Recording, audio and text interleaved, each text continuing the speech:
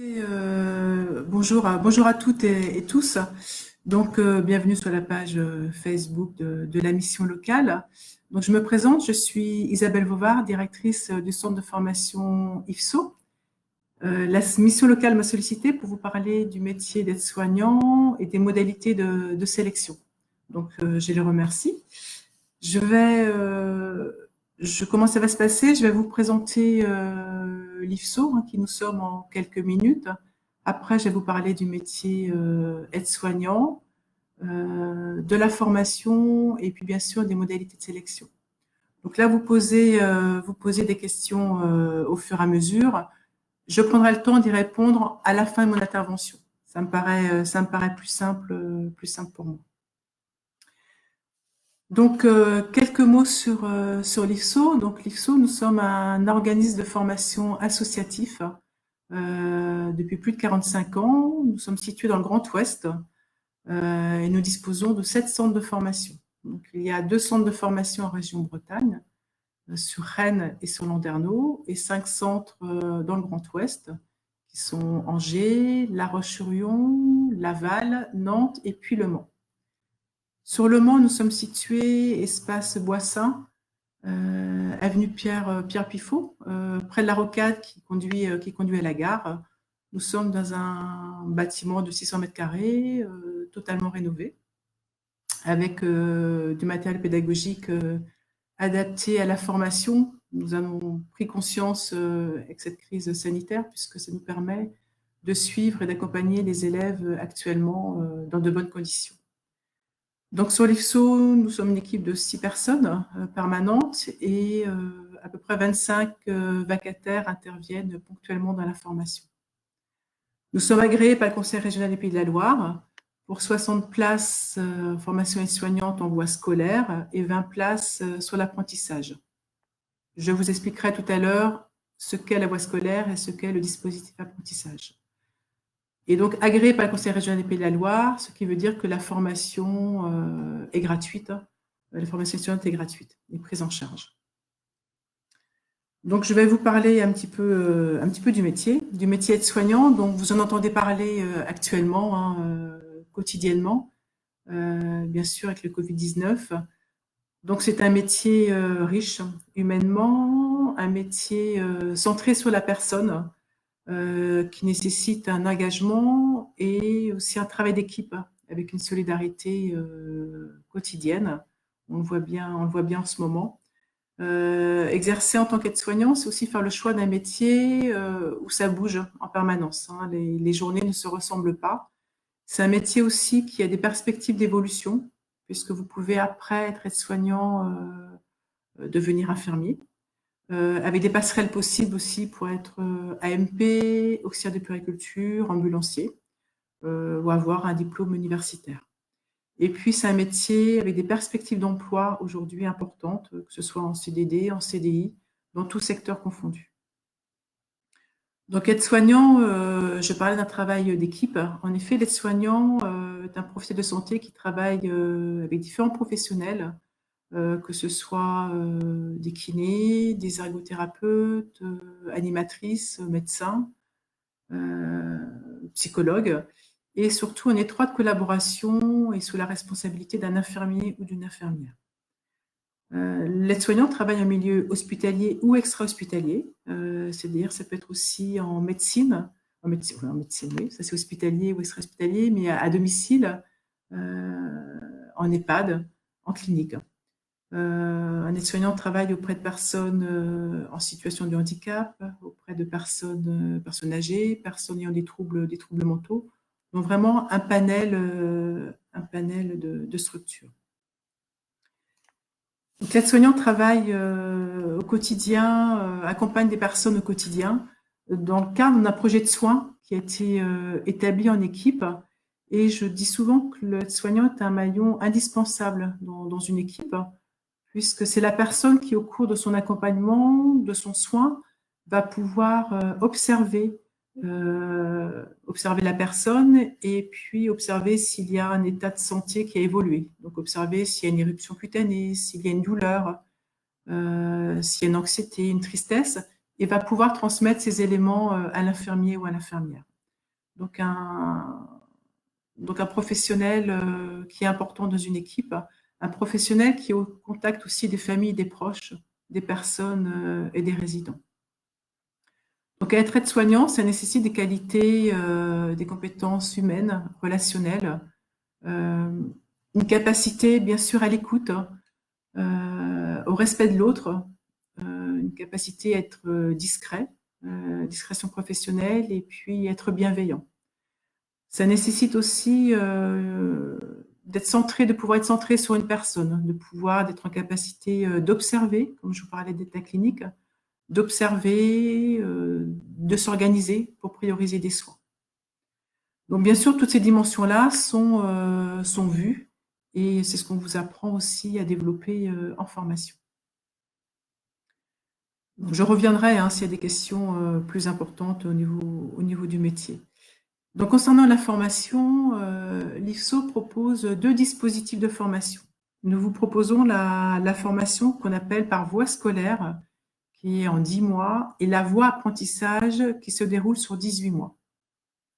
Donc la voie scolaire en 10 mois, c'est une formation qui est ouverte à tout public, à condition bien sûr d'avoir été admis après la sélection du dossier. C'est une formation qui est organisée en alternance, c'est-à-dire il y a 17 semaines de théorie et 6 stages de 4 semaines dans différentes structures. Les stages sont trouvés par l'école. Pendant ces 10 mois, il y a différents modules. Il y a 8 modules donc sur la partie théorique où vous apprenez comment accompagner une personne, ce que c'est qu'une personne dans sa globalité. Il y a le module 2 qui est en lien avec l'état clinique, l'état de santé, comment prendre les paramètres, comment observer. Il y a un module qu'on appelle le module 3 qui est les soins. Donc, vous allez apprendre les différentes pathologies, le rôle de l'aide-soignant par rapport à ces pathologies. Il y a un module sur l'ergonomie, comment mobiliser les personnes, faire attention à soi, à son dos, comment mobiliser les personnes en toute sécurité. Un module sur la communication et la relation, donc comment entrer en relation avec une personne, comment communiquer avec une personne qui peut être désorientée par exemple. Vous avez un module qu'on appelle hygiène des locaux hospitaliers, donc en lien avec les règles d'hygiène. Un module c'est transmission, comment on poursuit la continuité du travail, comment on transmet des informations en équipe. Et puis un module sur l'organisation du travail et le droit du travail. Donc 8 modules, une formation assez dense sur 10 mois. Et il est nécessaire d'avoir la moyenne à tous ces modules et la moyenne aux compétences en stage pour valider la formation et être présenté au jury pour être diplômé. Donc ça, c'est la formation en voie scolaire sur 10 mois. Il existe la voie apprentissage. Donc l'IFSO a mis en place, nous allons faire la 4e rentrée sur la voie apprentissage en 18 mois. Donc c'est une session ouverte aux personnes de moins de 30 ans qui ont aussi réussi la sélection. Donc ce dispositif vous permet de signer un contrat d'apprentissage avec un employeur d'un secteur public ou secteur privé. Il vous offre l'opportunité d'être intégré à une équipe pendant le temps de la formation. Donc dans ce dispositif, vous êtes considéré comme salarié, donc comme apprenti de soignant, donc salarié et donc rémunéré en fonction de la convention de l'entreprise dans laquelle vous êtes et en fonction de votre âge. Ce dispositif apprentissage aboutit au même diplôme, c'est-à-dire que ce sont le même contenu, les mêmes méthodes d'évaluation, sauf que ça se déroule sur 18 mois. Donc 2 dispositifs différents. Je vous l'ai dit tout à l'heure, sur l'IFSO, donc nous avons un agrément pour 60 places sur la voie scolaire et 20 places sur la voie apprentissage. Les modalités de sélection et d'inscription sont identiques pour ces 2 dispositifs. Donc là, je vais vous évoquer les inscriptions puisqu'elles ont démarré, elles sont en cours. Les inscriptions au concours, à la sélection, cette année, le Conseil régional prend en charge les frais de sélection. Donc, vous n'avez pas de frais d'inscription à payer. Quand vous allez sur notre site IFSO, pour vous inscrire, vous allez tomber sur un dossier qui est comme ça, on en parlera tout à l'heure. Et dans ce dossier, il y a plein d'informations sur les modalités d'inscription et comment remplir la fiche d'inscription. Les inscriptions, les dates butoirs de retour du dossier sont le 29 mai à minuit. Dans ce dossier, vous allez trouver en fin de dossier une fiche d'inscription, 2 fiches d'inscription qui ressemblent à ça. Une fiche d'inscription pour la voie scolaire et une autre fiche d'inscription pour la voie apprentissage. Il vous faut, pour retourner votre dossier, joindre toutes les pièces qui sont demandées. Donc, il y a un CV qui est demandé, une lettre de motivation manuscrite. On vous demande d'écrire aussi une situation personnelle ou professionnelle de 2 pages maximum en lien avec les attendus de la formation. Donc, voilà. Donc, qu'est-ce qu'on attend de la formation? Qu'est-ce qu'on attend en tant qu'aide-soignant? Donc, je vous ai parlé du travail d'équipe tout à l'heure. On vous demande aussi, en fonction de votre parcours, soit des attestations d'employeurs, soit votre dossier scolaire de première et terminale. En tout cas, toutes les pièces sont dans ce dossier. Donc, nous vous les demandons de nous les transmettre par mail ou éventuellement de le déposer dans la boîte aux lettres aujourd'hui, parce que bien sûr, le centre est fermé.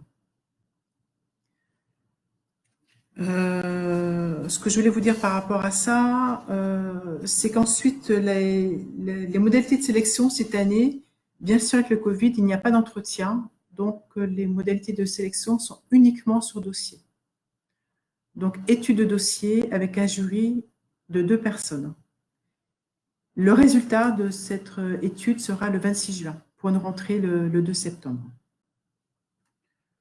Donc voilà, je pense vous avoir donné les éléments essentiels pour ces modalités de sélection. Je vous explique un petit peu les différentes, les deux voies de formation, apprentissage et voie initiale. Et là, je veux bien répondre concrètement à vos questions concernant la formation, l'inscription, comment se passe la sélection. Répondre à des questions aussi en lien avec l'école si vous le souhaitez. Donc voilà, écoutez, je regarde s'il y a des questions et puis je me permets de répondre à vos questions. Le numéro de l'Institut est le 02 43 28 66 37, 02 43 28 66 37, et l'email de l'Institut. Donc, c'est IFAS Le Mans, IFAS Le Mans, tout attaché, IFAS Le Mans, @ifso, IFSO, le tiré du 6, asso, aso.org, ORG. Donc, IFAS Le Mans, @ifso-asso.org.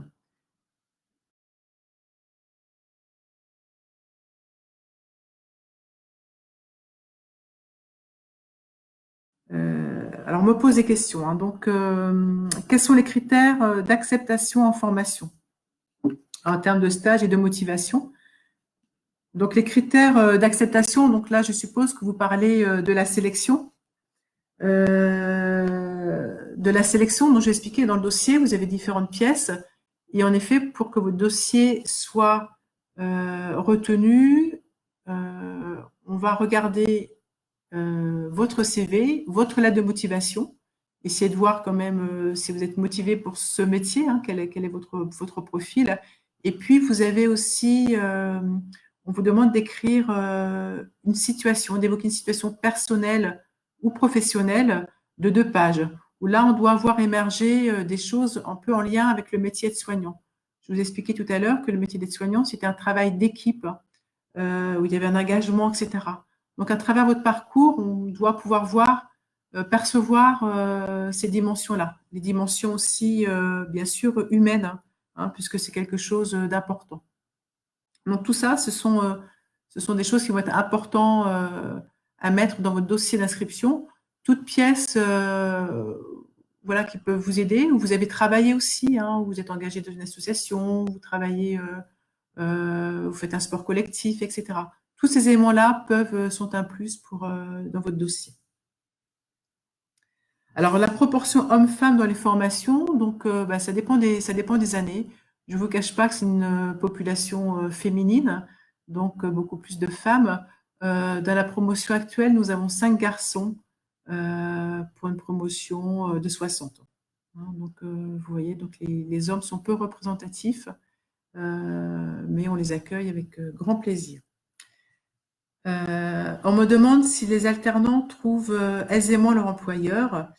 Alors au niveau de la formation voie apprentissage, nous avons bien sûr une collaboration avec différents employeurs, hein, puisque nous offrons cette possibilité depuis plusieurs années.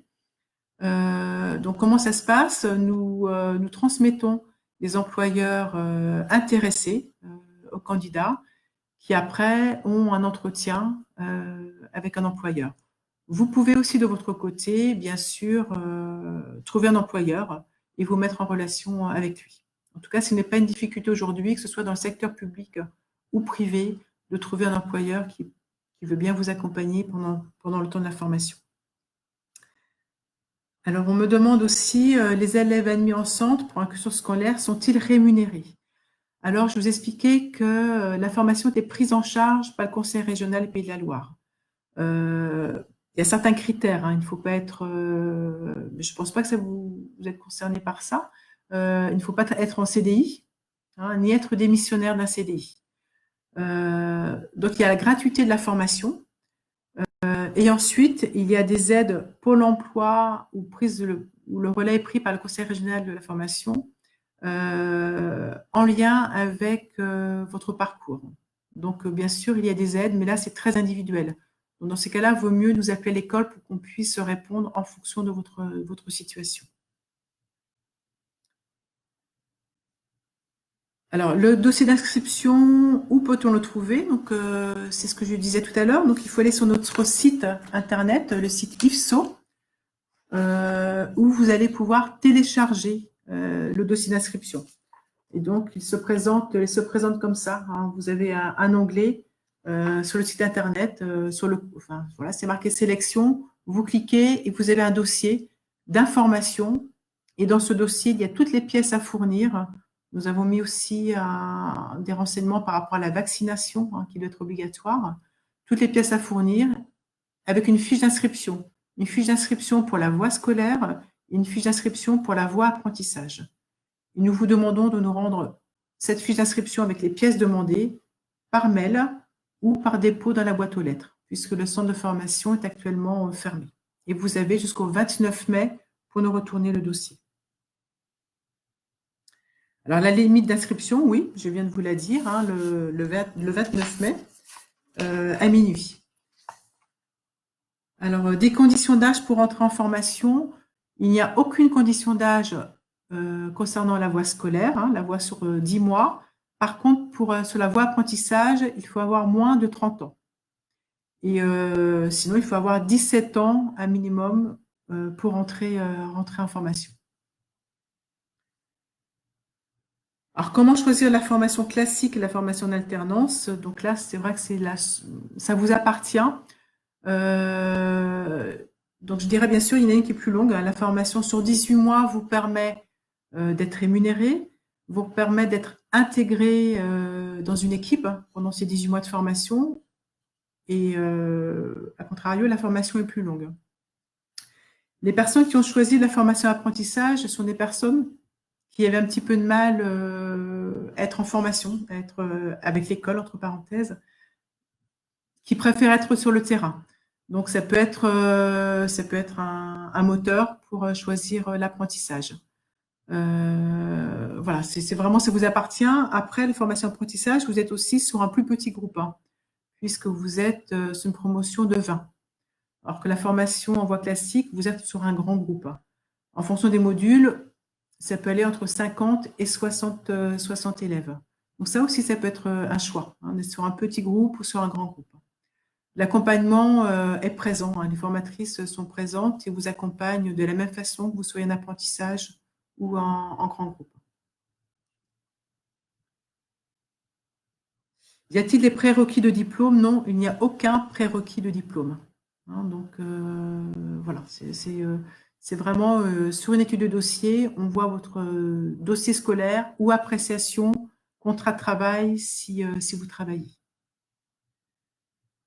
Dans quelle structure y a-t-il le plus de recrutement d'aides-soignants? Alors au jour d'aujourd'hui, toutes les structures recrutent, que ce soit en CDD ou en CDI, que ce soit un hospitalier, un extra-hospitalier. Bien sûr, l'hospitalisation à domicile se développe, hein, l'ambulatoire se développe, mais au jour d'aujourd'hui, dans toutes les structures, il y a des postes à pouvoir d'aide-soignants. Et sur le court terme. Alors, je reprends les questions pour rien oublier. Les critères d'acceptation, voilà, je crois en avoir parlé. Donc, je regarde là s'il y a d'autres questions. La proportion homme-femme.